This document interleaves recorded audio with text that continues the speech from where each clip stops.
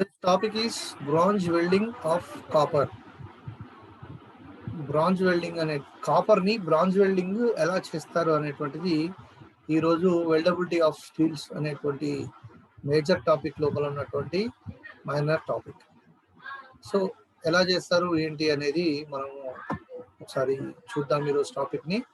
All of you listen carefully and note down the points which are important, or else you take a screenshot and study after the class. మీరు class అయిపోయిన తర్వాత మళ్ళీ చదువుకొని ఏమైనా doubts ఉంటే కూడా Google చేసుకొని క్లారిఫై చేసుకోండి, or else call to me. మళ్ళీ మనం నెక్స్ట్ క్లాస్లో మీట్ అయినప్పుడు సార్ ప్రీవియస్ క్లాస్లో I have so and so doubts, ఎట్లా క్లారిఫై చేసుకోవాలని చెప్పి మీరు అడిగినట్లయితే I will try to clarify it. So ఆ విధంగా నాలెడ్జ్ అనేది మనము ఎప్పటికప్పుడు డెవలప్ చేసుకుంటూ అప్డేట్ చేసుకుంటూ పోవాల్సినటువంటి అవసరం ఉంటుంది. ఓకేనా? కాబట్టి listen carefully. Principle of bronze welding of copper. కొంతమంది లెటర్ రాసేటప్పుడు ప్రిన్సిపల్ అని రాస్తారు. స్పెల్లింగ్ ప్రిన్సిపాల్కి చాలా తేడా ఉంటుంది. ప్రిన్సిపాల్ అంటే ముఖ్య అధికారి, ముఖ్యమైనటువంటి వాడు అని అర్థం. ప్రిన్సిపల్ అంటే సూత్రం. ప్రిన్సిపల్ అంటే పిఎల్ఈ వస్తుంది లాస్ట్కి, ప్రిన్సిపాల్కి పిఏఎల్ వస్తుంది. జాగ్రత్తగా గమనించాలి. మనకు తెలవకపోతే తెలుసుకోవాలి, తెలుసుకొని రాయాలి. కానీ ఇష్టం వచ్చినట్టు రాస్తే ఏమవుతుందంటే లెటర్ రిజెక్ట్ అయిపోతుంది. మన ప్రిన్సిపాల్ మేడం ఉందనుకోండి, అది చెప్పేసి మళ్ళీ రాయమంటుంది. అట్లా రెగ్యులర్గా మేడము హార్ష్గా చెప్పినా కూడా అది మన మంచి కోసం. ఎవరు చెప్పినా కూడా, గురువులు ఏం చెప్పినా కూడా ఏం చెప్తారు అని అంటే మీకు నేర్పించడానికి ప్రయత్నం చేసే ప్రయత్నంలో భాగంగానే కొంతమంది నొప్పించి చెప్తారు, కొంతమంది నొప్పించకుండా చెప్తారు. ఏ విధంగా చెప్పినా కూడా అల్టిమేట్గా మీ లోపల మార్పు తీసుకురావాలి, మీరు ఒక సబ్జెక్ట్ నేర్చుకోవాలనేటువంటి ఆలోచనతోనే చేస్తారు. ఈ సాయి హృదయ్ ఎవరు?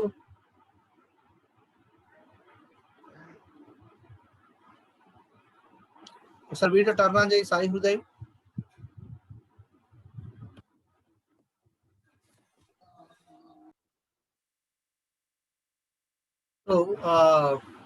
బ్రేజింగ్ అనేది ప్రిన్సిపల్ ఆఫ్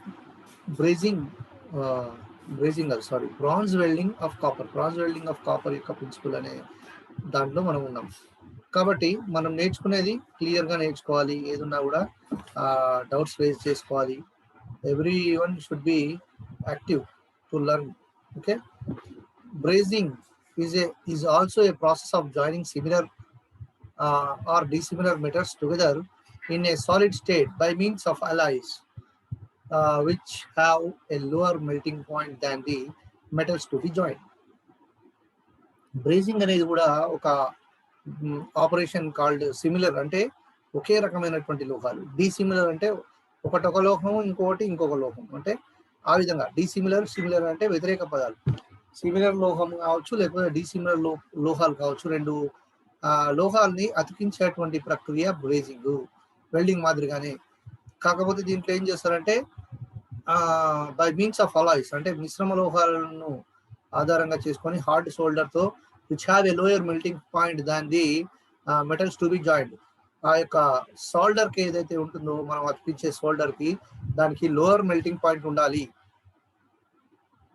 దానికి హై మెల్టింగ్ పాయింట్ ఉందనుకోండి, అది కరగదు. దేనికంటే లోయర్ ఉండాలి? మనం చేసేటువంటి వెల్డింగ్ ఏదైతే కొడుతున్నామో ఆ లోహం కంటే మనం చేసేటువంటి షోల్డర్ యొక్క లోహం యొక్క మెల్టింగ్ పాయింట్ అనేది తక్కువగా ఉండాలి. తొందరగా కరగాలి, కరుగుతూ దాన్ని కరిగిస్తూ అతికించాలి.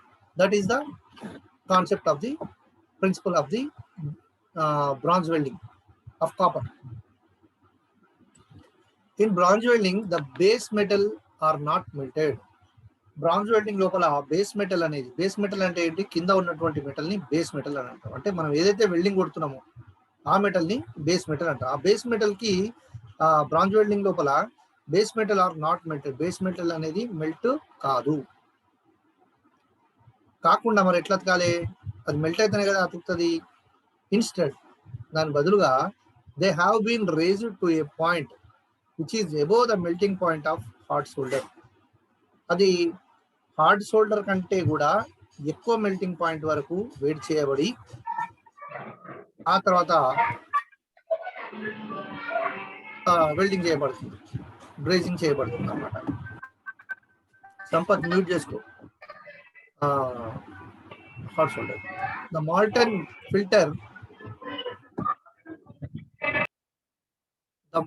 Filter vets the surfaces to be joint.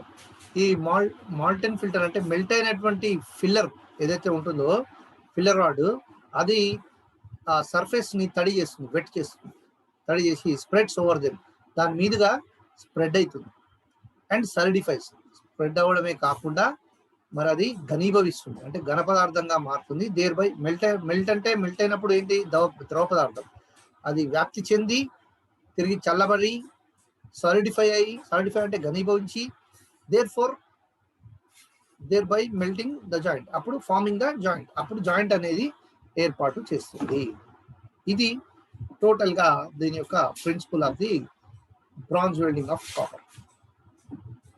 Technique, దీంట్లో వాడేటువంటి టెక్నిక్ ఏంటి, ఎటువంటి టెక్నిక్ వాడతారంటే, after the joint surfaces are perfectly cleaned, the members of the joint should be clamped in a jig or in a fixture, giving easy access for brazing the joint from all sides. ఇది after join the surfaces, ఆ surfaces అనేవి రెండు join చేసిన తర్వాత పర్ఫెక్ట్గా clean కూడా చేసిన తర్వాత the members of the joint should be clamped. ఆ యొక్క మెంబర్స్ ఆఫ్ ద జాయింట్ యొక్క మెంబర్స్ అనేవి clamped in a jig and fixtures. మనం already we have learn in the previous classes. Jigs, fixtures clamp చేయడానికి ఉపయోగిస్తారు. ఆ యొక్క క్లాంపింగ్ పర్ఫెక్ట్ గా జిగ్ తో కానీ లేదా ఫిక్చర్ తో కానీ పర్ఫెక్ట్ గా క్లాంపింగ్ చేసి ఈజీ యాక్సెస్ చేస్తారు for brazing the joint from all sides. అన్ని వైపుల నుంచి కూడా ఈజీగా బ్రేజింగ్ జరగడానికి పర్ఫెక్ట్ గా క్లాంపింగ్ చేసుకొని చేయడం జరుగుతుంది. The clearance should be set in advance. Clearance అనేది ముందస్తుగానే సెట్ చేసుకోవడం జరుగుతుంది. నెక్స్ట్ వచ్చేసి హీటింగ్ ఎలా చేస్తారు. Set a suitable oxidising flame. Oxidising flame, a flame రావాలి అనేటువంటిది ముందుగానే సెట్ చేసుకోవాలి. Heating should be done with the broad part of the flame. Heating అనేది షుడ్ బి డన్ ఎప్పుడు, with the broad part of the flame యొక్క broad అంటే ఎక్కువ మొత్తంలో వచ్చేటువంటి ఫ్లేమ్ పార్ట్ దగ్గర అది హీటింగ్ అనేది చేసుకోవాలి. When joining unequal sections of unequal thickness, the flame should be made to play on the thicker section. ఒకవేళ కనుక అన్ఈక్వల్ సెక్షన్స్ ని బ్రేజింగ్ చేయాల్సి వస్తే, అన్ఈక్వల్ థిక్నెస్ అంటే ఒకటి ఎక్కువ థిక్నెస్ ఉంది, ఒకటి తక్కువ థిక్నెస్ ఉంది, ఒకదాని క్రాస్ సెక్షన్ ఎక్కువ ఉంది, ఒకదాని తక్కువ ఉంది, అప్పుడు ఎట్లా చేయాల్సి వస్తే should be made by play on the thicker section. ఏదైతే థిక్కర్ సెక్షన్ ఉంటుందో దాని మీదనే మనం జాయింట్ అనేది చేయడం జరుగుతుంది. చూడండి ఇక్కడ ఫిగర్ నెంబర్ 1 లో చూపిస్తున్నాడు. Set the heating of done should be broad part of the flame. Broad part ఏదైతే ఉందో అక్కడ వెల్డింగ్ అనేది జరుగుతుంది, బ్రేజింగ్. ఇకపోతే ఫ్లక్స్. బాబు జయశ్రీకాంత్, నువ్వు ఒక దగ్గర ఆగాలి. అట్లా రన్నింగ్ లో ఉంటే నీ మీదకి పోతుంది, కాన్సన్ట్రేషన్ అంతా నీ వైపు వెళ్ళాల్సి వస్తుంది. కాబట్టి నువ్వు కాన్స్టెంట్ ఒక దగ్గర కూర్చొని విను, ఓకేనా? Don't roam here and there. Flux. Brazing flux should be applied to the heated joint surfaces just before brazing. Brazing flux అనేది, ఫ్లక్స్ అంటే నేను చెప్పింది కదా శ్రీనాథ్ సార్, ఫ్లక్స్ అంటే ఏంటిది, ఒక పేస్ట్ మాదిరిగా ఉంటుంది. మనం సోల్డరింగ్ చేసేటప్పుడు చూస్తాం, మనం ఫ్లక్స్ వాడతాం. ఒక పేస్ట్ లాగా ఒక చిన్న డబ్బా ఉంటుంది, డబ్బాలో పేస్ట్ ఉంటుంది. తర్వాత ఫిల్లర్ రాడ్గా ఒక వైర్ని వాడతాము. మెయిన్ ఇది వచ్చేసి సోల్డరింగ్ ఐరన్ ని దాన్ని టచ్ చేయడం వల్ల, అది హీట్ చేయడం వల్ల అతుకు అనేది పడుతుంది. అట్లనే సేమ్ సోల్డరింగ్ ఏ విధంగా జరుగుతుందో వెల్డింగ్ అదే విధంగా జరుగుతుంది, బ్రేజింగ్ అదే విధంగా జరుగుతుంది. These are all same formulas with different techniques and different applications అన్నమాట.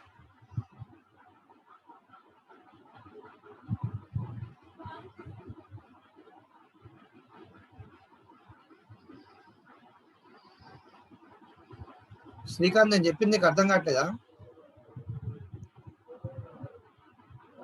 అంటే కావాలని చేస్తున్నా ఇది వద్దంటుంటే మొత్తం ఆకాశం అంతా చూపిస్తున్నావు, లేకుంటే నీది వీడియో అన్న టర్న్ ఆఫ్ చేసుకోవా ఎందుకు అట్లా?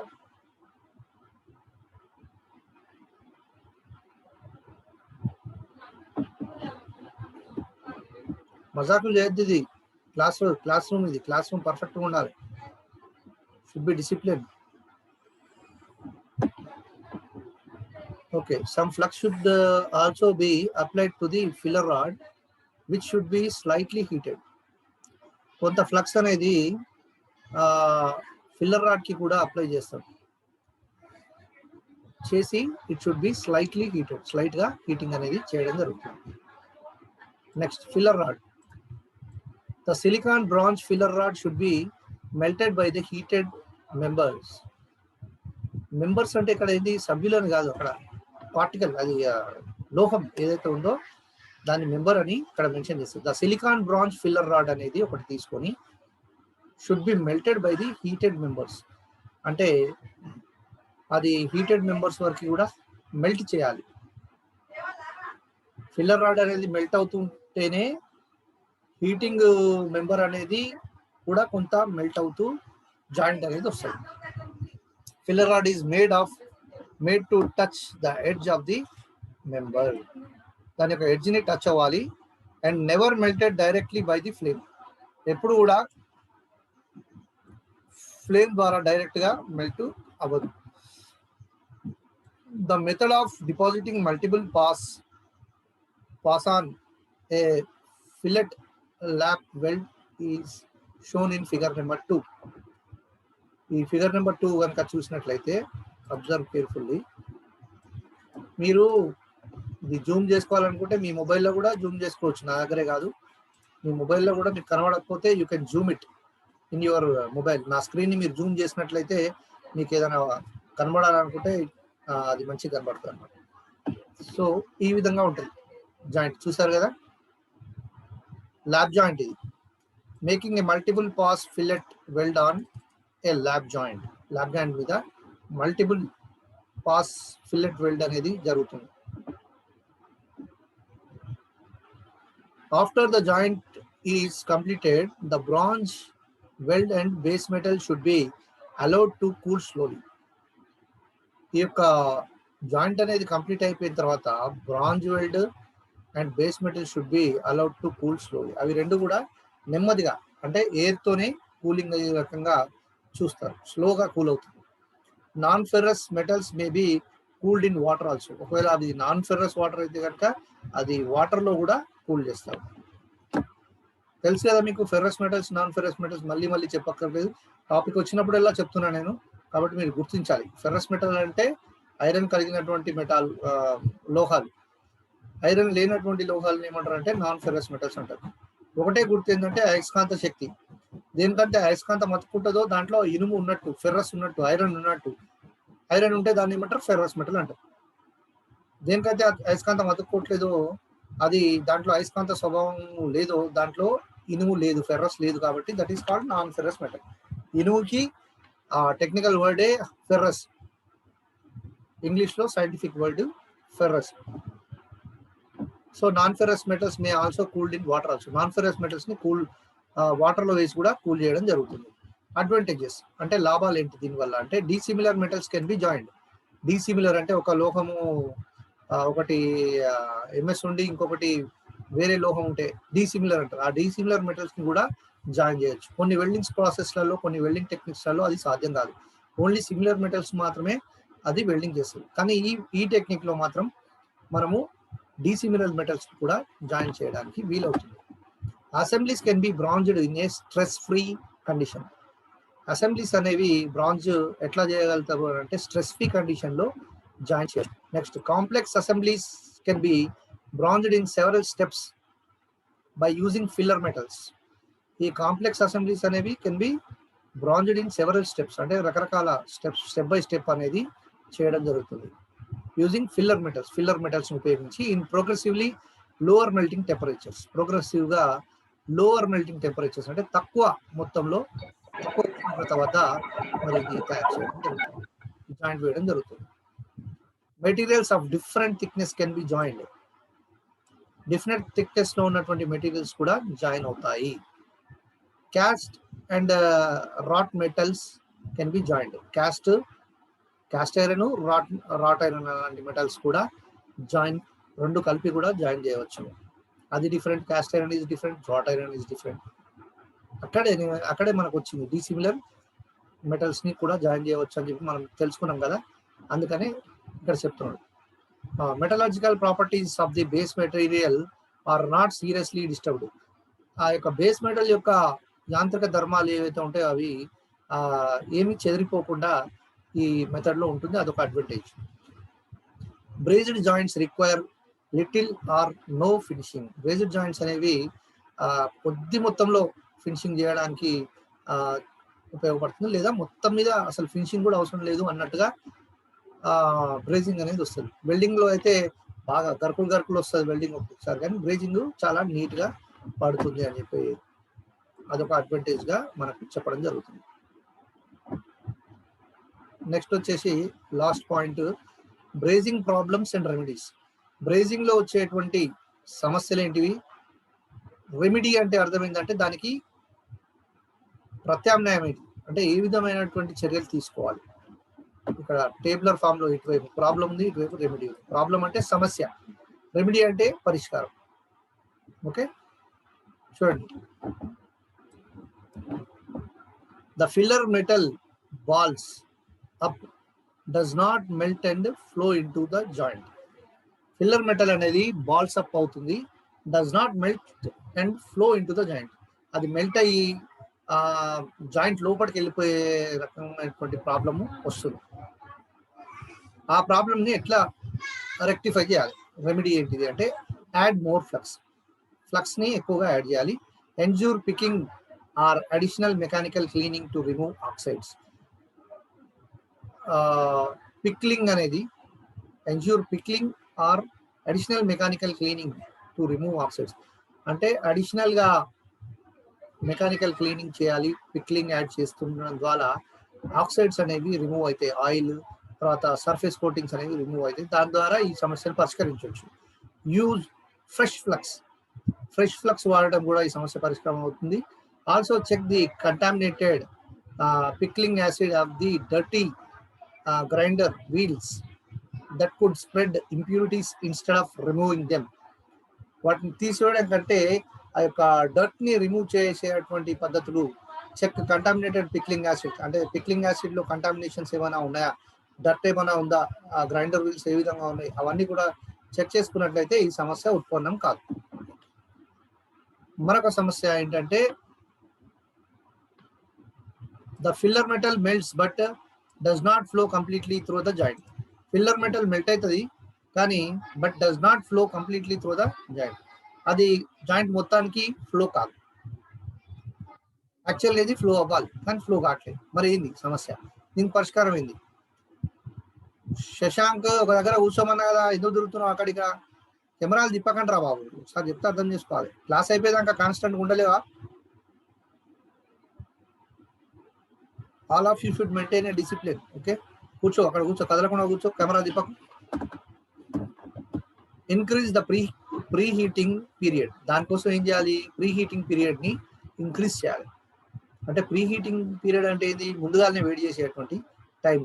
ఆ టైం కొద్దిసేపు కాకుండా ఇంకొంచెంసేపు ఎక్కువసేపు వేడి చేయాలి. The base metal may not be hot enough. Base metal అనేది తగినంత మొత్తంలో వేడి కాకపోతే కూడా ఈ సమస్య ఉత్పన్నమవుతుంది. కాబట్టి వేడి చేయాలన్నమాట. ఎన్జ్యూర్ త్రూ క్లీనింగ్ అనేది చేసుకోవాలి. Try wider or narrower joint gap. దానికి నారోగా కానీ వైడ్గా కానీ ఏమైనా జాయింట్ ఉంటే ఆ లైన్ ఓవర్ ఇష్యూ అది మనము తొలగించుకోవాలి. Also check for gaps or spaces where capillarity interrupted. Also check the gaps ఎక్కడెక్కడ ఉన్నాయి, స్పేస్లు ఎక్కడెక్కడ ఉన్నాయో కూడా చూసుకొని, ఎక్కడెక్కడ డిస్టర్బ్ అవుతుందో చూసుకొని సరి చేసుకోవాలి. Apply more flux both filler rod and base metal కి ఫిల్లర్ రాడ్ కి కూడా ఇది ఫ్లక్స్ అనేది బాగా అప్లై చేసుకోవాలి. If not successful use a different flux compound. అది సక్సెస్ఫుల్ కాకపోతే డిఫరెంట్ కాంపౌండ్ ఫ్లక్స్ ని యూజ్ చేయాలి. Improper flux may be breaking down due to too much heat. Improper flux అనేది కనుక మనము ప్రాపర్గా ఫ్లక్స్ అప్లై చేయకపోతే అది బ్రేకింగ్ అంటే విరిగిపోయేటువంటి ఆస్కారం ఉంటుంది due to too much heat, ఎక్కువ మొత్తంలో వేడవడం వల్ల. The filler metal runs out instead into joint. Filler metal అనేది రన్ అవుట్ అంటే ముందరికి వెళ్ళిపోతుంది instead of into the joint. Joint లోపలికి వెళ్ళకుండా సైడ్ కి వెళ్ళిపోతుంది. అలా ఎందుకు అవుతుంది? దానికి అలా అయిన సమస్యకి పరిష్కారం ఏంటి? Reposition the joint. దాన్ని జాయింట్ ని రీపొజిషన్ చేయమంటున్నాడు. So that gravity helps the filler joint. అప్పుడు గ్రావిటీ అనేది ఫిల్లర్ జాయింట్ కి హెల్ప్ చేస్తుంది. Make a small reservoir in the joint to start the capillary action. ఒక చిన్న రిజర్వాయర్ ని తయారు చేసుకోవాలి to start the capillary action start చేసుకోవడం కోసం. అప్పుడు ఈ సమస్య పరిష్కారం అవుతుంది. ఇంకా ఏం చేయొచ్చు అంటే feed the filler metal into the joint from above rather than the horizontally or from below. Filler metal ని జాయింట్ లోపలికి వెళ్ళే రకంగా మనము ట్రై చేయాలి, ఫీడ్ చేయాలి. జాయింట్ ఫ్రమ్ అబోవ్ పైనుంచి, rather than horizontally or from below, కింది నుంచి కానీ లేకుంటే అడ్డంగా కానీ చేసే బదులు పైనుంచి చేయమని అంటున్నాడు. The filler metal melts but does not flow. Filler metal melt అవుతుంది కానీ ఫ్లో కావట్లేదు. మరి దానికి ఏం సమస్య అంటే ensure additional cleaning of the filler metal to remove the oxides. Filler metal ని అడిషనల్ గా క్లీన్ చేసుకోవాలి to remove the oxides. Oxides అంటే కరోషన్ లాంటి తుప్పు అలాంటి అన్ని కూడా డర్ట్స్ అన్ని కూడా వెళ్ళిపోయేలాగా. Use more flux on both the filler rod and the base metals. ఇప్పుడు మోర్ ఫ్లక్స్ ని ఉపయోగించాలి దేనికి? ఫిల్లర్ రాడ్ కి మరియు బేస్ మెటల్ కి. అప్పుడు ఈ సమస్య నుంచి మనము బయటకి రావచ్చు.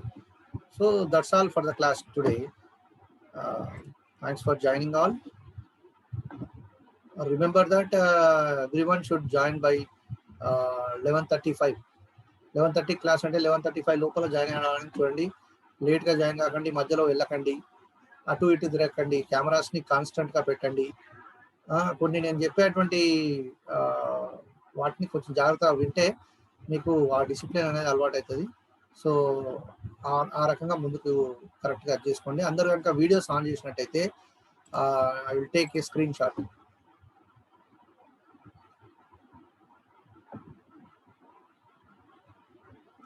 Shashank, waiting to on your video.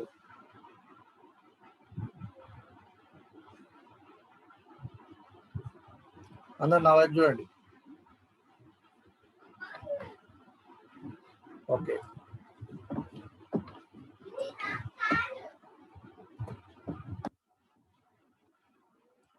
ఒక్క నిమిషం, దీంట్లో పార్టిసిపెంట్స్ రాలేదు.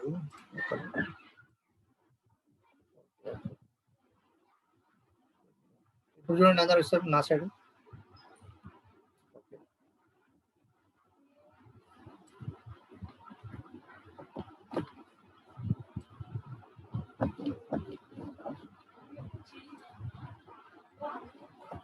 Okay, anything want to say? ఎవరైనా మాట్లాడాలని కూడా మాట్లాడచ్చు. We have a time.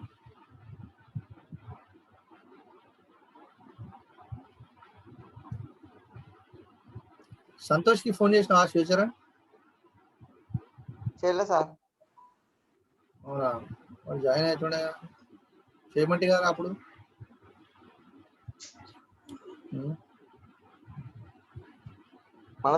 Sir Tuesday రోజు రమ్మను, తర్వాత వేసి చెప్పు. నీకు నేను ప్రత్యేకంగా ప్రతిసారి ఫోన్ చేయాల్సిన అవసరం లేదు. Free alternate day, Tuesday, Thursday, Saturday, 3 రోజులు వారంలో ఖచ్చితంగా 11:30 క్లాస్ ఉంటుంది. అది మర్చిపోదు. ఇవాళ మంగళవారం అంటే 11:30 క్లాస్కి వచ్చేయాలి అని మీకు మీరుగానే ఫిక్స్ అయిపోవాలి మార్నింగ్ నుంచి. అట్లా ఉంటే నాకు ఇబ్బంది ఉండదు. అటెండెన్స్ కూడా ఫుల్గా కనబడుతుంది ఇక్కడ.